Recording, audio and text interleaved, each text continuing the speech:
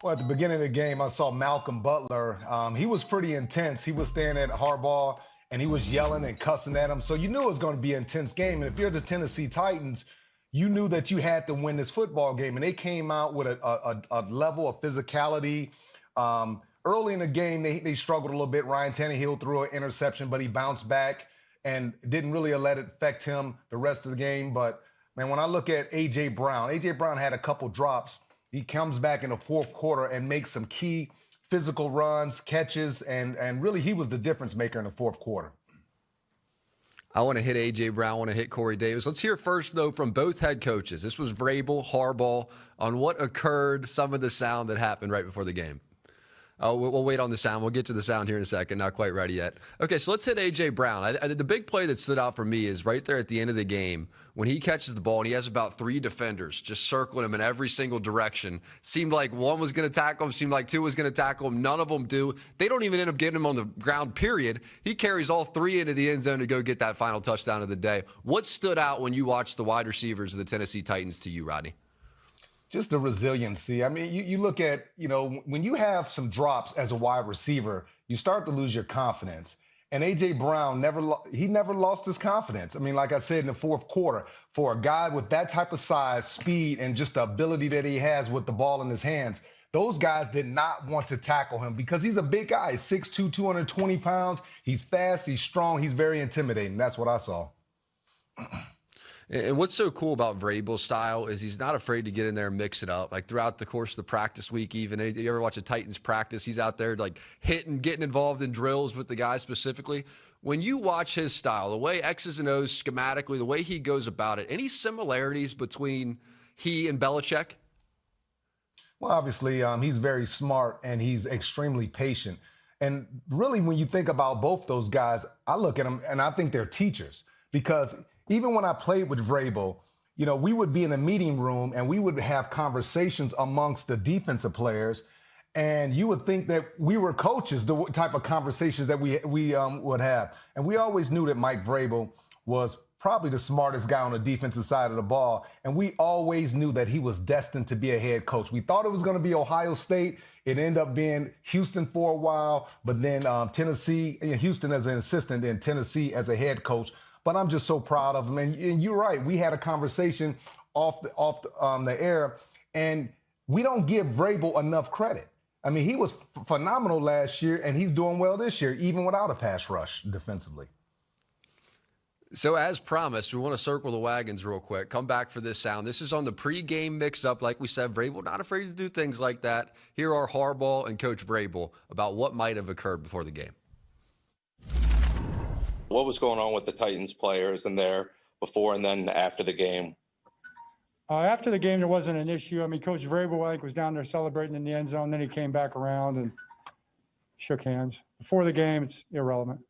I went to celebrate with Derek and the team to congratulate him, and then I ran back and shook his hand and asked what the issue was before the game, and he said there wasn't an issue. So I went to celebrate with my football team. A lot of respect for John. We shook hands. But again, I wanted to sprint down there and be excited with the team and then sprinted back to midfield. That's Vrabel. He's a no-nonsense guy. Listen, and you know what? He's a really good person. That's what I like about Mike. He's just a normal guy. That's why you see him in practice hanging out with the guys, and the guys really take to Mike because he's easy to talk to. He's been a player, so he understands what the players are going through. And, I mean, just think about it. He's young, and so he's still evolving. He's closer to the age of a lot of these players, and it's pretty intense. And Malcolm Butler, he's been their best player on the defensive side of the ball. He's been intense. He's been physical. He's competing at a high level. You see him out there tackling. He's done a really great job. And I look at Derrick Henry. The Baltimore Ravens did a tremendous job on Derrick Henry for about 3.5 quarters. And all of a sudden, in that fourth quarter, Derrick Henry just absolutely took over. We saw his size, his speed, his intimidation become a factor in the game. And that's what they do with Derrick Henry. It doesn't really matter if it's working or not working. They just continue to hammer. Like they will run into a front for 0 yards 5 times in a row and not care. They're fine with that. They'll just keep doing it and doing it and doing it. And then eventually they'll break one. And then eventually throughout the course of the game, like even in the first half, the Ravens were shutting down that running game. they were hitting Tannehill. They even caused an interception based off hitting Tannehill. But in the second half, they start to supplement in the passing game. And, Rod, I know even going back to the Miami days, Ryan Tannehill is somebody you were really high on. What's the story of his career so far in your eyes? Well, when he was in Miami, you could see the flashes of him being a good player. He would play well for a short period of time, and then all of a sudden he'd get hurt. Then he'll come back in and play, and you see the athleticism, you see the movement, and then all of a sudden he'll get hurt again. But being in Mike Vrabel's system, because Mike is a guy that understands football. He understands people. He knows how to relate to different people. And now he has the freedom. He has a 250-pound back that he can hand it to. He's got tight ends. He's got big physical wide receivers, and he's got a good offensive line that's missing a couple starters. So when I look at Mike Vrabel, I think he's really done a wonderful job of really having those players come together. And that's what they are. They're a close-knit group. They're smart. They're physical, and they play well under pressure. It reminds me a little bit of Seattle a year ago, where it was like, they'd come out at the beginning of the game and all they would do is run the football, run the football, run the football. And then they'd get into the second half and then you would see Russell Wilson. Then they would start to let Russ cook. Now the whole story this year has been from the first quarter on, they just want to let Russ go do his thing. Is there any effect there when you watch the Titans play that they need to just let Tannehill go sometimes? Because it always seems like they sort of wait till the end and then let him go do his thing. Where is he good enough to just go take over a game from the first quarter? Or is that just not what this Tennessee Titans team is built to do? No, we've seen it. We've seen it last year, and we've seen Ryan take over, but he's not the quarterback where you want him to do that every single week. As you want him to make sure that he takes care of the ball and hand it off to his 250-pound running back. I mean, he doesn't have to take a lot of chances, but his speed and his athleticism really opens up things on the offensive side of the ball, because you're concerned from a defensive standpoint about him running. You're concerned about these big wide receivers. You're also concerned about Jonnu Smith, who doesn't get enough credit. You're concerned about Derrick Henry. So you have so many things that you worry about. But this team is not without flaws. On the defense side of the ball, we know they cannot get a pass rush to save their lives. We talked last week, do they add Rashaan Evans as a fifth rusher to create more pressure? And then you look in the back end, on the safeties haven't made any plays. No interceptions, no sacks. And Kevin Byard is one of the best safeties in the National Football League, one of the highest paid safeties in the National Football League. So they need more production from their safeties. Malcolm Butler has been playing outstanding this year. And then on the other side of the ball, Lamar Jackson, they lost Ronnie Stanley, so it's been mixing and mashing. They're just moving these offensive linemen all around, trying to figure out what formula may be able to carry them home. But it's hard not to think, obviously Calais Campbell's out too. That's a big loss for the defense. But it's hard not to think, huge. Is Lamar good enough to win? Is he good enough to take over and shoulder the Baltimore Ravens if he doesn't have the perfect supporting cast? Because he came into the league with really the perfect supporting cast, the perfect run game, great offensive line, really a good defense. How do you see that, though? If it's not perfect, does he have the skill set to be able to go win it all on his own? I don't think football is ever perfect, but I would say I don't believe he can take over as a passer. I just don't think he could take over a game as a passer, throw the ball 40 times, and have success and complete 70% and take his team. When he was really at his best, they were able to run the football, play action pass, and they had a really good defense that created a lot of turnovers, got good field position for the offense, and really set them up. They were playing good complementary football. But what I've seen as of late, the last 2 weeks, they've been physically manhandled at the line of scrimmage. And the Baltimore Ravens, they won't have success unless they control the line of scrimmage. Well, Ronnie Stanley was one of the best pure pass blocking tackles in all of football. Got paid like it right before he got hurt. Really a great run blocker, too. But here is Lamar Jackson after the game, essentially saying that the rest of the league wants the Baltimore Ravens to lose. Hear this. Focus, keep our head up. We was in verse situations my rookie year. And, we turned the season around. People were down us then. I feel like people want us to lose. But we just got to bounce back. We good. It's going to be a rival game come Thursday, and we turn up there. Well, that's just kind of part of it, man. Yeah, and it's not necessarily like people want to see him lose. People root for Lamar Jackson because he's not the traditional quarterback. So maybe he's misconstruing things. There's a lot of support. I know I root for him. I know you probably root for him. People root for Lamar because he's a likable guy and he works extremely hard. But let's just see if he can use that as motivation Thursday, because they're going to need it against the Pittsburgh Steelers. I'm right there with you. Okay, so let's keep it in the AFC South. The Colts, they figure out some magical way to figure out a win. They're down. This is one of those games that feels like with 21-7, 9 times out of 10, you think the Green Bay Packers pull this game off. But there's 2 fumbles down the stretch. The big one was on the special teams. The kickoff return just perfectly set up the Colts. And then Marquez Valdez-Scantling fumbles again in overtime. Back-to-back. Those are really unpredictable plays that just killed Green Bay down the stretch. But from the Colts standpoint, how did you take this win, finally knocking off another heavyweight team?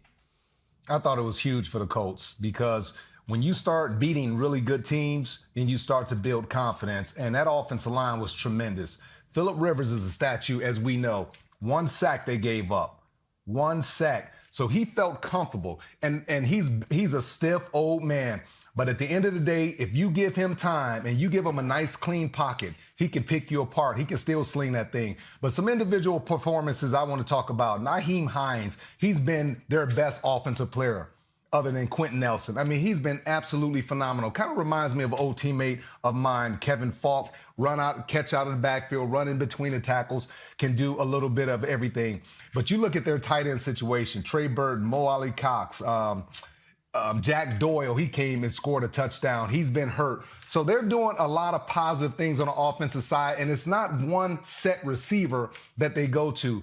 Zach Pascal, he's been great. T.Y. Hilton no longer has to worry about being the number 1 receiver because he's always hurt. He doesn't practice during the week. So I just think that Phillip Rivers and his experience and everything that he's dealt with, and that's the one thing that everyone always talked about in L.A.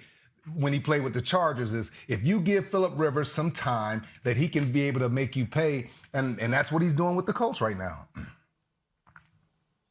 Well, let's hear from Phillip Rivers after the game because this really was a big win. And we mentioned, the mishaps on the part of, and really even Aaron Rodgers. After a game like this, Aaron Rodgers typically looks so ticked off that it's like he can't even, pretend to smile. He was like on the field going back and forth, kind of joking around with Phillip Rivers. And I think the reason is A-Rod really played a perfect game too and would have had multiple chances to go win it.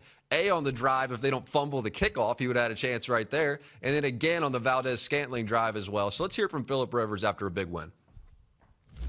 Offensively, from an offensive standpoint, you're going, gosh, we shouldn't be in this situation. We got to finish it. We can't put our defense in this mode. But, yeah, so you certainly have those thoughts, but at the same time, you're fired up. I mean, you're believing that the defense is going to get a stop. And they did. And, yes, did they go 80 yards and get a field goal? They did. But they didn't end the game. And they kept us alive. And then they went out there and got the takeaway. So that's a top 5 scoring defense there in Indy. One of the best offensive lines in football. They traded up to go get Jonathan Taylor in the draft. And I think there's certain moments in the game where you see why they wanted to go get Taylor in the second round, I believe that it was. Indy, the Colts, are you a believer? Is this a team that can make a deep run and go win a Super Bowl, or is this a little bit of fool's gold here? I mean, you're asking me in week 11 if they can go and win a Super Bowl. I mean, they're playing better now. And I'm going to tell you, their special teams have really been key for them. Their special teams, whether it was stopping Cordero Patterson, whether it's a block punt and they score against the Tennessee Titans, whatever it is, they step up and they make plays. So you're asking me, will the Colts go to the Super Bowl? I would say no, because they have the Kansas City Chiefs and the Pittsburgh Steelers. But to me, when I watched that game, I saw a lot. I saw from a defensive standpoint, I saw offensively, them spreading the ball around. Jonathan Taylor really stood out because the last couple weeks, his number of reps kind of dropped. So they gave him an opportunity, and they kind of had that Nyheim Hines and Jonathan Taylor going on, and that's what they need. They need that big physical back that can get those tough yards, and that's exactly what Jonathan Taylor did. I was really impressed when he played his best game of the year. And there were 2 other great quarterbacks also that got together in prime time last night when we got to see the Raiders, we got to see the Chiefs go at it. And it felt to me like this was a game where Derek Carr sort of elevated himself from one of those middle-of-the-pack quarterbacks that we can't quite tell if he's going to be low or going to be high. And to some degree, we have to step back and just give the full story of what happened with the Raiders because Derek Carr really had to go with the franchise. I mean, it was a full rebuild. Amari Cooper gets traded. Khalil Mack gets traded. They just load up on draft picks. They're going to go do it in the draft. They're going to go pay young talent. And it's what they've done. And now he's really circled around with the roster. They have players, they have talent around him, and he's starting to look like he may be one of these top-tier quarterbacks, even in a loss to the best team in football in the Kansas City Chiefs. Yeah, I said it last night. I felt like John Gruden came in and did a wonderful job with Derek Carr. Before he came in, he was very conservative. He was an average quarterback. He didn't have a lot of talent around him. Now you look, and he's a top 10 quarterback. He's playing extremely well. He's not turning the ball over. And the one thing that he talked about this offseason is gaining respect. I want respect. Well, the way you go out and get respect is you have to go out and you have to play well on a national stage. And that's exactly what he's been able to do.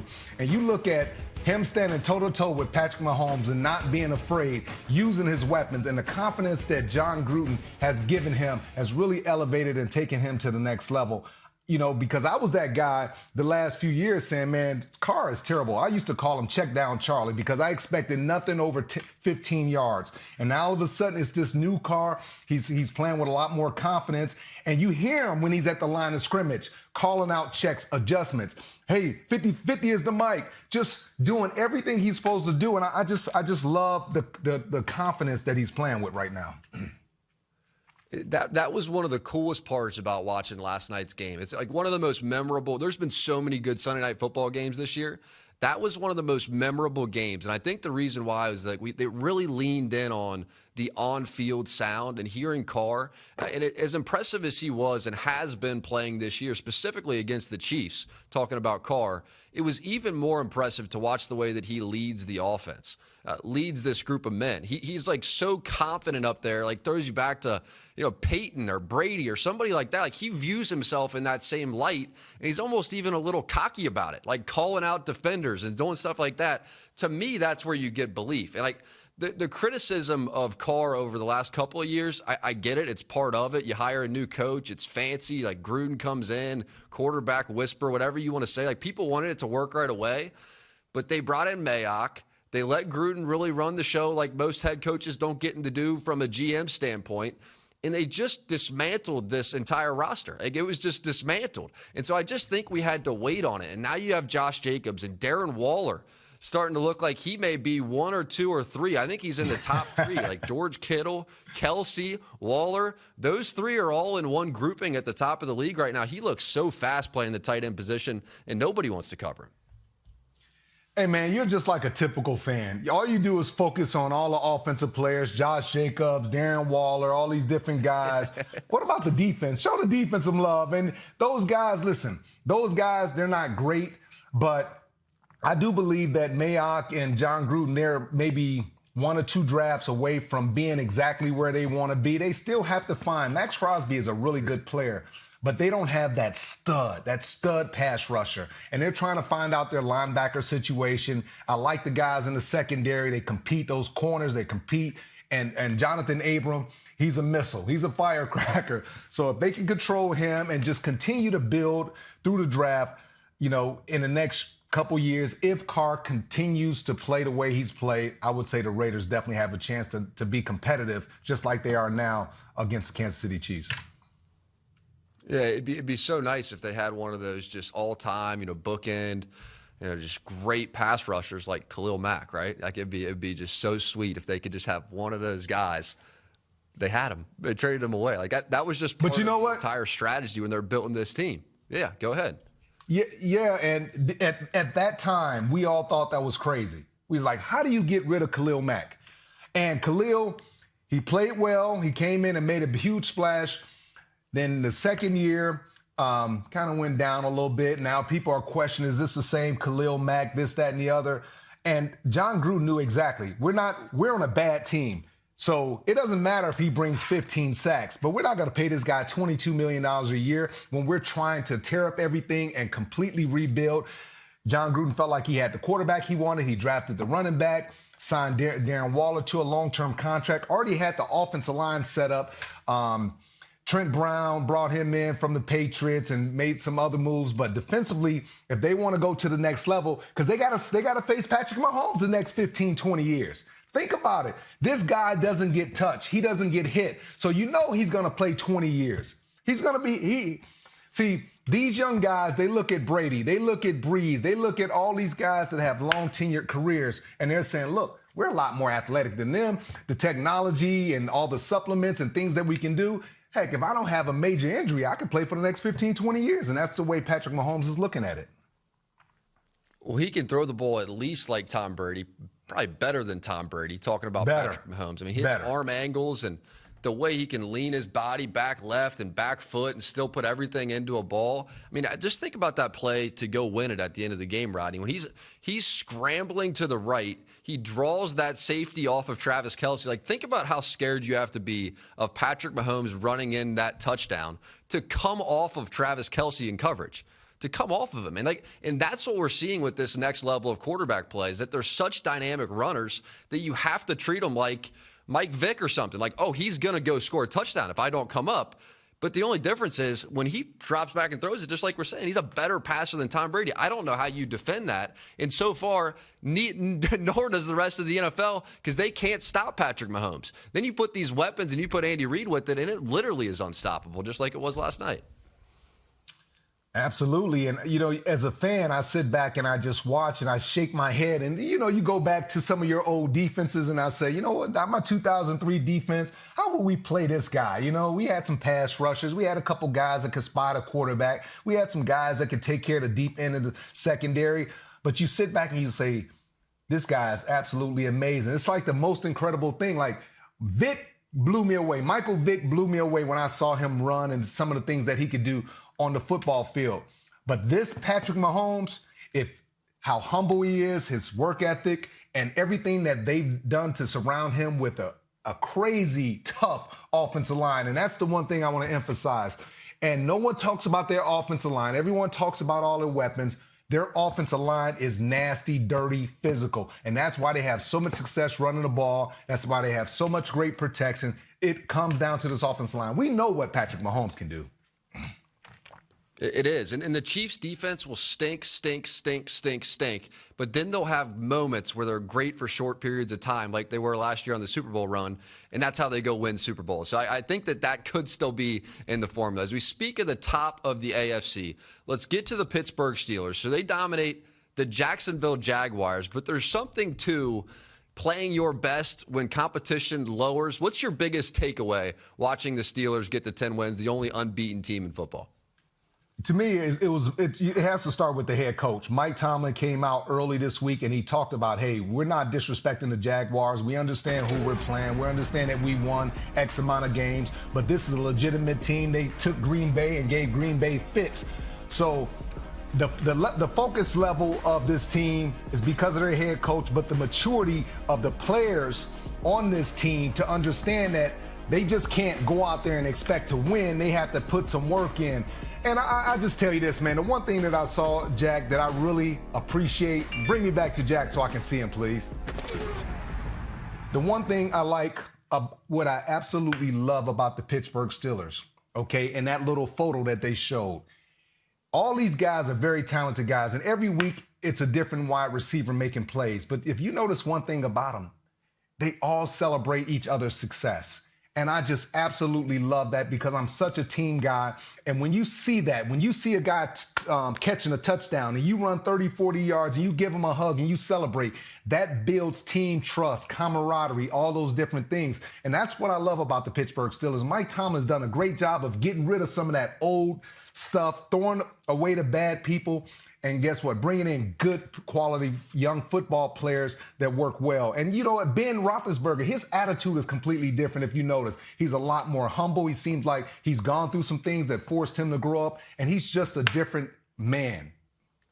And it's such great points. Like, I just love everything you just said. But not only to go out and find, he's found great talent too. Not only good people, like not only team first guys. Like he had to replace the killer bees. We're talking about AB, Le'Veon Bell, Martavis Bryant. Like they had so many great players on that team at one point in time. And so it's like, okay, personalities are not mixing and meshing so well with Ben Roethlisberger. That's not good. I just wonder too, like, did Ben learn some lessons? Did Ben change his approach to the way he goes about some of his stuff too? I'm going to guess he probably did. And he's having one of the best years of his career. Like, I think this is going to go down Best weapons, yes, but best years for Big Ben, too, on pace for one of his highest ever touchdown totals, lowest interception totals, one of his highest completion percentages, one of his highest passing yard seasons. They're 10-0, a better record than the Kansas City Chiefs, who we just got done drooling over.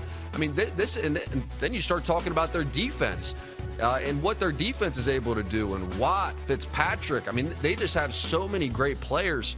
And I think Mike Tomlin deserves all the credit in the world for not only humbling, but bringing in that same caliber of talent that can go compete for championships. And this show is called the Safety Blitz. And now that we're talking about the Pittsburgh Steelers, their safeties were outstanding yesterday. Absolutely outstanding. 4 interceptions. Minkah Fitzpatrick, and Terrell Edmonds, 4 interceptions. Imagine. And I was very blessed to be able to play behind great pass rushers and Willie McGinnis, Mike Vrabel, and those guys, and Richard Seymour. But think about Bud Dupree and these guys and T.J. Watt. T.J. Watt, I think he's Defensive Player of the Year. I don't know what his sack total is, but every time I look up, he's in the backfield causing havoc. I think he's the Defensive Player of the Year right now. But I like what Mike Tomlin is doing. Give him a lot of credit right now. Mike Tomlin, Coach of the Year right now. I'm with you. It's just going to come down to which of those two teams can score more points against each other, and or which of those two teams can get a stop. And as it currently sits, I think the team more likely to get a stop, and I understand they're going up against Mahomes and the Chiefs, but that Steelers defense just looks considerably better than what we're seeing defensively in Kansas City. Okay, so as we see this ascension of the Pittsburgh Steelers in the AFC, that means one team must fall. That team is your former team in the New England Patriots. They keep kind of coming back down to reality after an unexpectedly great start. What did you see yesterday? I was just really disappointed because I thought the game plan that we saw against the Ravens, I thought that was going to be pretty similar to what we saw against the Houston Texans. And, of course, Josh McDaniels, offense coordinator, I love him to death, but I think he blew it. I mean, Cam had 365 yards passing. I think he passed 40-something times. That's not a formula for Cam Newton. It's just not. You look over the course of his career, when he's thrown 40-plus times, majority of the time he loses those games. So when I look, I just didn't like the game plan that was on the offensive side of the ball. And you look, and then also Damian Harris, he only carried the ball 11 times. Against the Ravens, he had 22 carries and I think 121 yards. So it's like, what are you trying to prove? What are you trying to do? Just stick to what you do best. And think about this, Jack. The Houston Texans had the worst run defense in the National Football League. The worst. But you completely change up your game plan and you want to pass the ball 40-plus times with Cam Newton. Why? And even with Cam throwing the ball pretty well, you just look at the outside, and I've always kind of felt this way about Cam Newton. I don't think he's ever had great wide receivers. And again, he just has bad wide receivers. And then you subtract Julian Edelman from that group, and not only bad wide receivers, no tight end really to speak of either. Here was Cam Newton, fairly or unfairly, it's just part of the nature of being on a short-term deal on his future in New England. I don't know if you've had a chance to think about it yet, but do you have interest in being a Patriot in 2021? Man, I have interest in winning the Arizona Cardinals game. How about that? Mm-hmm. I mean, there's so many things that I mean, I don't want to even harp or dwell or even think. I think my as the Bible says, my cup runneth over us, with just trying to focus on, the near future rather than the far future. And Jack, who does that sound like? That is, let me tell you something, because that's not the Cam Newton that we saw after the Super Bowl, the one that had an attitude, the one that didn't answer questions, the one act like a crybaby. That's a grown man right there. And I tell you, when you go through tough times and you lose your job, you get hurt and nobody wants you, it's a humbling experience. But this is one of the best things that happened to Cam Newton, because regardless of how the season goes, he's always going to remember all the lessons that Bill Belichick taught him. And the fact that he's not thinking about 2021, he's looking at the Arizona Cardinals. That's the key with Bill Belichick. He makes sure that everyone that's in that locker room focuses on the next week and not worrying about everything else. That's why I love Coach Belichick, because he has that rare ability to keep all his guys so focused on the job at hand. He does, and it's the reason why so many players, where maybe it wouldn't work out with this team or that team or this team or that team, it seems to work out in New England. And while this hasn't exactly panned out perfectly yet, there's no question that you've seen maturity in Cam Newton, and there's also no question that you've seen the reason why Tom Brady left. Right? I just think that there's no doubt when you look outside, you go, okay, so they're asking Cam Newton to throw the ball now, this many times per game. And that's who he's throwing the ball to. His best receiver is an undrafted free agent that he played with from 2015 to 2018 in Carolina, and Bird. That's his best receiver. And then behind him, you're like, man, what else do you want him to do here? Which is why I go back to your point, run the ball with him, or come up with a new strategy or a new draft pick or something, because these guys just aren't that open. Yeah, and you think about their playoff chances, and to me, that was a must-win, because when you look at their schedule, they still have to face Miami. They got to play the Rams. They got to play Arizona. They got to play Buffalo. Like, those are tough games. Those are going to be a lot more tough games than, say, the Houston Texans with the worst run defense in all of football. So when I'm looking at the Patriots, I'm like, okay, you still got to play hard. And then, you look kind of on the defensive side of the ball. The McCourty brothers haven't really played as well as they should have, as well as they should have played this year. It hurts my heart, but it's over for the Patriots. Hi, I'm Mike Tirico, and thanks for watching. Make sure to hit subscribe for the latest news and highlights from NBC Sports.